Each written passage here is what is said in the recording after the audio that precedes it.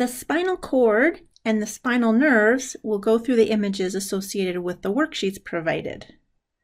There are 3 pages to the worksheets, and we will go through the images on each of these pages.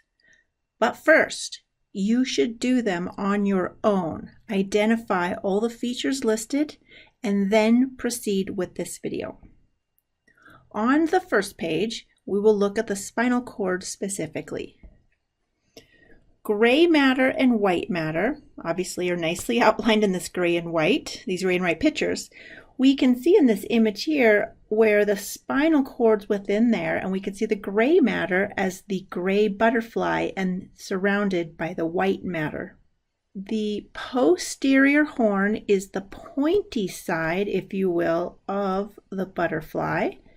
So all of these locations are the posterior horn. The anterior horn is more rounded. You can see it more rounded here in this smaller one. And again, that posterior horn and anterior horn and the upcoming lateral horn are all gray matter. They are specific regions within the gray matter. The lateral horn is here. You can see that over here. To recap their functions from what was discussed in lecture, posterior horn is where sensory nerves come into the spinal cord. The anterior horn are where motor neurons are exiting, and the lateral horn is where we have our autonomic nerve cell bodies that will begin, and they will also exit out the anterior side. So the posterior is for sensory, the anterior horn is for motor, the lateral horn is for autonomic control. The dorsal root would be the nerves that are coming into the posterior horn. So we could see them more clearly on this cadaver image here, and the posterior roots are coming back on either side. We could see that in this image here, we go back and forth. The ventral root will be coming off of the front. So this here is a ventral root.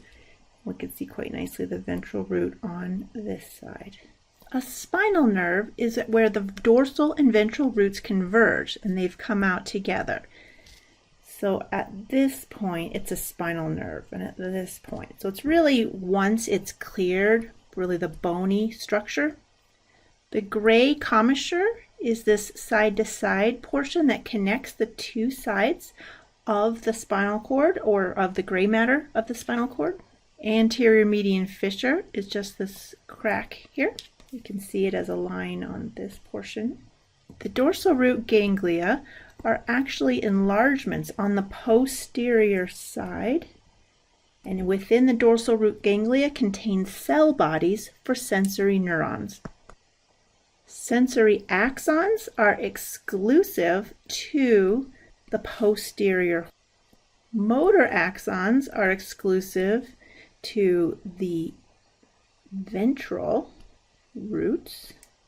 The motor neuron cell body, that would be located right within the anterior horn. So the motor neuron cell body is going to be located there, and then the axon is going to come off, going out. The sensory neuron cell body is located here in the dorsal root ganglia. So as the axon comes along, there's a little cell body off to the side, and the axon is going to continue. And the axon terminal for the sensory neuron is going to be in the posterior horn. An efferent, meaning exiting the spinal cord. This is just to make sure you understand what's coming and going. The neuron that's exiting the spinal cord will be on the anterior or ventral root, because it's coming off the spinal cord and going out, and it will be a motor neuron. And a mixed nerve is going to be the same as a spinal nerve, because it's what's coming out here. You have motor going out and you have sensory coming in. So the spinal nerve portion is mixed, because you can have both sensory and motor axons.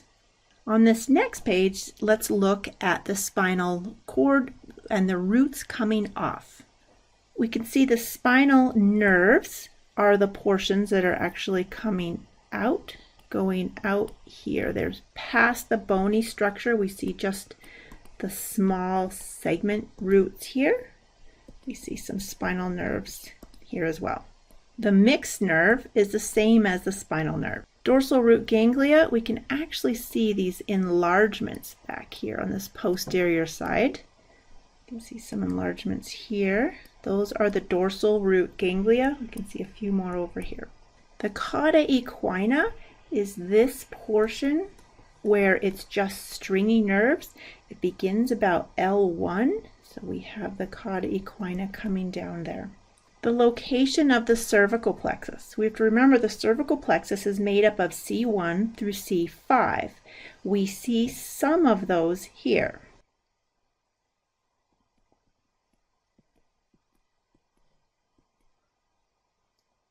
The brachial plexus is just below. It shares some fibers coming off of C5, then it goes C6, C7, C8, as well as T1. You don't really see the nerves coming off. I just drew where they were. The lumbar plexus is T12. Some people think L1, but some fibers are shared up there with T12 down to L4. You don't need to identify them on the figure. You just need to know their location. They are the lumbar plexus spinal nerves are T12 to L4, where the sacral is L4 to S4.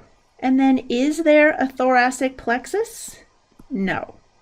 Why is that? Because nerves coming straight off of the thoracic region doesn't need to network in a plexus because it's easily accessible where it needs to go. The plexus components are where nerves are woven together to go down into narrower passageways like the neck or down toward the limbs, the neck going up to the outer limb, upper limb, as well as the lumbar and the sacral, having nerves that are going to end up in the lower limb. So going into the limbs, there's a complex network that needs to be established to determine the nerves and their locations, where they need to serve. We see here the nerves of the upper body. We can see the brachial plexus and cervical plexus and phrenic nerve. We'll begin on this image. So the cervical plexus, the roots really are these little yellow guys that I have sort of drawn out here, coming out like worms, but those are some of the spinal nerves for the cervical plexus. Remember that cervical plexus is C1 to C5. Then we have the phrenic nerve. That's the main nerve that I want you to know that is coming from the cervical plexus. Then we have the brachial plexus. We can see right here, I just sort of scribbled it on here so you can see the nerves coming there. But we can see that there's this whole network, web-like structure that really defines it as the plexus. Let's go through the individual nerves of the brachial plexus. The median nerve, let's look at the anterior view, goes straight down the middle. It's named because it's going right between the radius and the ulna. Then we have the ulnar nerve, and it's going to go right along the outside of the ulna. And notice how it goes under that medial epicondyle, and if you hit that, then people think that's considered to be hitting your funny bone. Then we have the musculocutaneous nerve. I wrote it hyphenated so you could see the segments of it. This is on the lateral anterior forearm. It serves the skin on the lateral anterior forearm, and it serves the brachialis as well as bicep brachii muscles in the upper arm. The radial nerve, let's look at that on the posterior image. It goes down the entire back of the arm as well as the posterior and lateral and medial forearm. And then the axillary nerve, we're going to see that right up top near the head of the humerus. We can see it on the other side, the anterior view, how it curves around the humerus. So from the waist down, let's draw in the following nerves, noting where they innervate. So I really want you to know that the femoral nerve comes from the lumbar plexus, and where it serves is going to be the entire anterior thigh. So let's say the lumbar plexus goes to the femoral nerve. There's several other nerves, but the femoral is the main one I want you to know. And note that it is the anterior thigh. I shouldn't draw it as an X. That is where it goes. Then we have the sacral plexus. Its primary nerve you need to know is the sciatic nerve.